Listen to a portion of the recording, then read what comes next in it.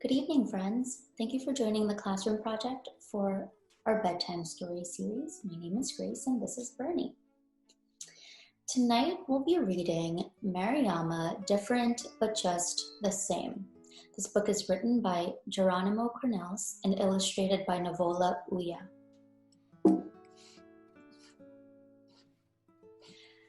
This is the story of a little girl named Mariama. One day, her parents told her that she was going to move to a country far, far away. After a long journey by car, train, boat, and plane to her new home, everything was different.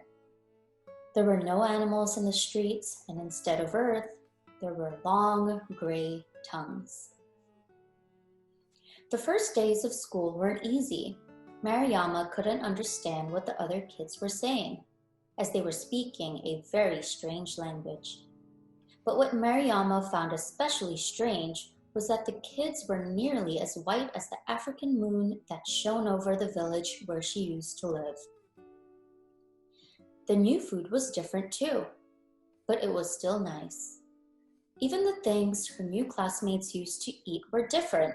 The knives and forks, plates, salt shakers and toothpicks, everything was new for Mariama. You have to try even harder than the rest of your friends so that you can talk to them, said her mom. And what am I supposed to talk to them about, said Mariama. Everything's different here, but they think I'm the one that's different. Well, you have to tell your new friends that in this great big world, there are lots of other places that we sometimes don't pay attention to or forget. If you talk about your land, nobody will forget your people. So Mariama learned the new language. It wasn't easy, but with the help of her new friends Hugo and Paula, she did it. The most amazing thing for Mariama was discovering that the only difference between her and Hugo and Paula was the color of their skin, and that although they had different customs, they were just the same in every other way.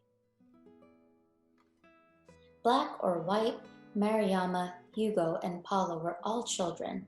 They were children who wanted to play and laugh.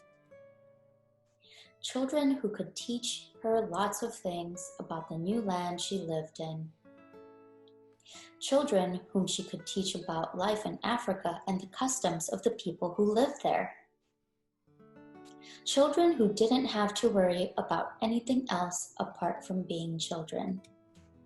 Eventually, by working hard and with her friends' help, Mariama learned to love and appreciate her new life. But even so, when night came, she felt very sad when she remembered the stars in the Africa sky and the stories her grandma Isatu used to tell her. That was when Mariama remembered what her grandma had told her before she left. Every night, wherever you are, when the moon rises, look up at it. I will be looking at it too. Then we will be together, and no land and sea will be able to keep us apart. The end. I hope you enjoyed tonight's story. We'll see you tomorrow. Good night.